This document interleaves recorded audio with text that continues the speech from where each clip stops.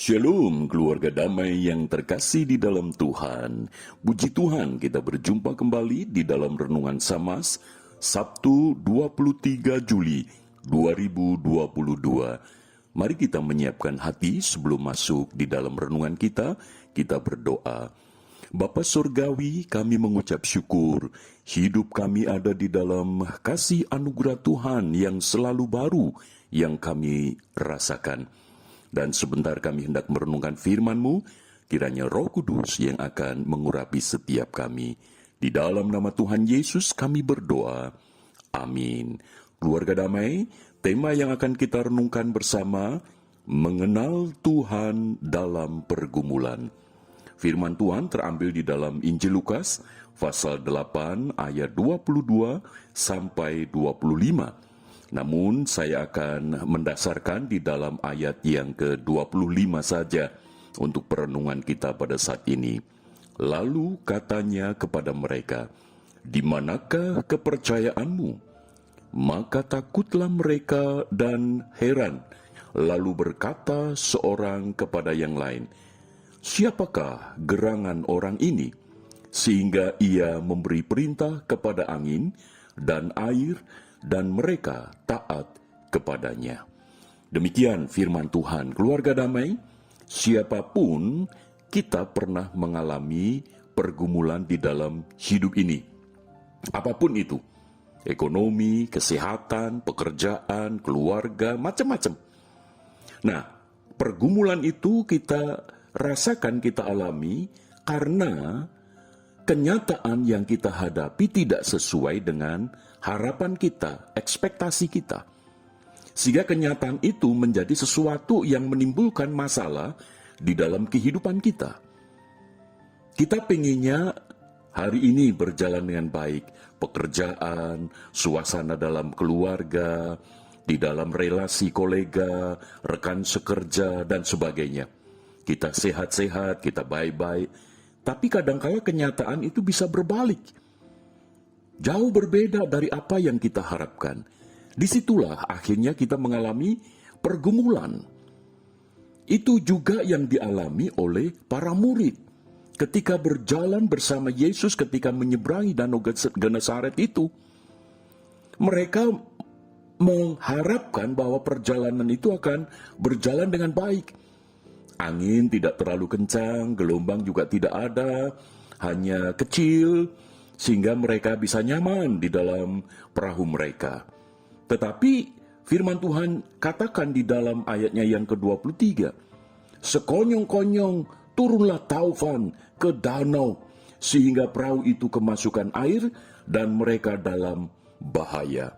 Ini satu kondisi yang tiba-tiba, sekonyong-konyong, di luar daripada harapan mereka, di luar daripada rencana mereka. Dan itu yang terjadi. Itulah pergumulan. Maka itu di dalam menghadapi pergumulan, ternyata melalui perikop yang kita baca ini, ada rancangan Tuhan di balik pergumulan itu.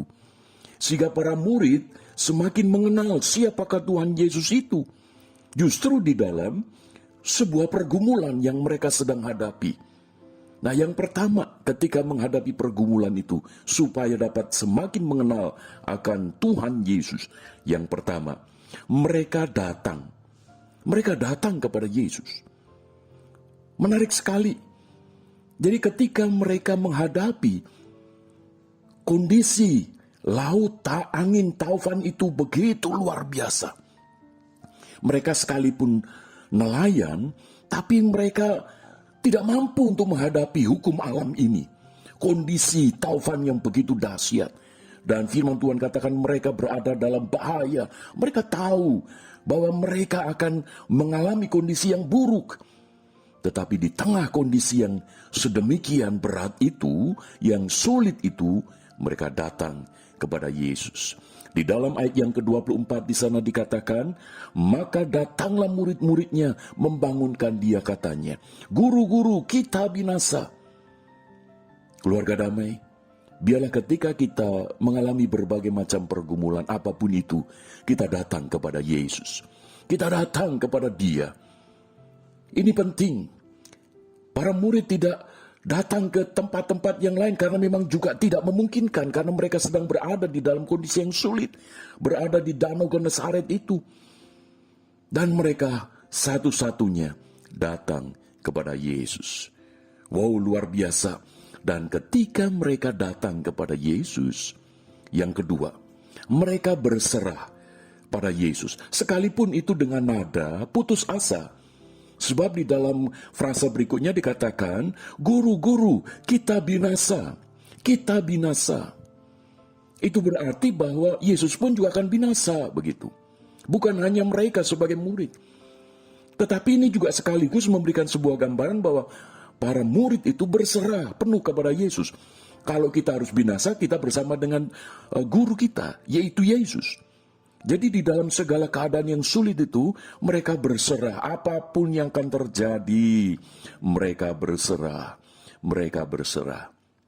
Dan apa yang terjadi berikutnya? Keluarga damai yang ketiga. Mereka mengalami akan kuasa Tuhan Yesus Kristus. Mereka merasakan dan mereka melihat dengan mata kepala mereka sendiri tentang siapakah Yesus itu. Sebab ini hukum alam memiliki satu kekuatan yang tidak bisa dihadapi oleh manusia. Sekalipun mereka seorang nelayan, mereka tidak mampu untuk menghadapi. Dengan kecanggihan teknologi apapun, kalau alam itu sudah menunjukkan satu musibah, kekuatannya, tidak ada seorang pun yang dapat menghadapi, bukan?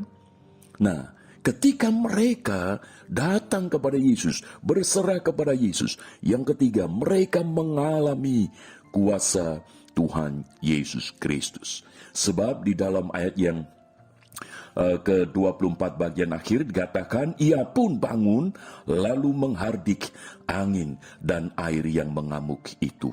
Dan angin dan air itu pun reda dan danau itu menjadi teduh. Ini satu kekuatan alam tunduk di bawah kuasa otoritas daripada firman, yaitu Yesus Kristus. Dan inilah yang belum pernah dilihat oleh para murid. Sehingga ketika peristiwa itu, mereka semakin mengenal siapakah Yesus ini. Bahwa Yesus bukan hanya sebatas guru, sebagaimana guru-guru pada umumnya pada saat itu. Tetapi Yesus adalah pribadi Allah yang menjelma menjadi manusia, yang berotoritas akan alam. Kekuatan alam sebesar apapun tunduk di bawah otoritas daripada Yesus Kristus.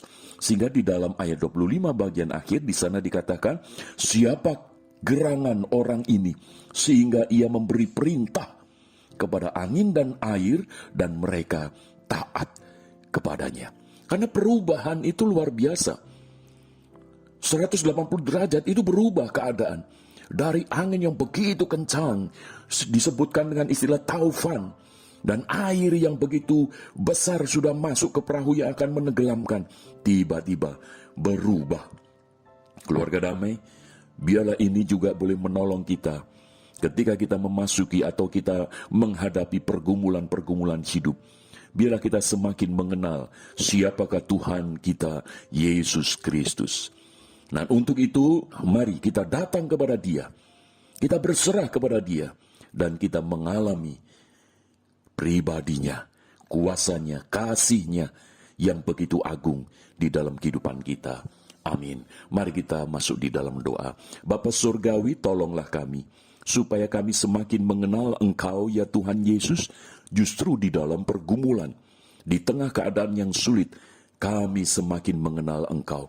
Sebab disitulah yang membuat kami menjadi kuat, memiliki pengharapan untuk tetap menjalani hidup ini sampai pada akhir. Terima kasih Bapa, di dalam nama Tuhan Yesus kami berdoa. Amin. Keluarga damai, Tuhan Yesus memberkati. Amin.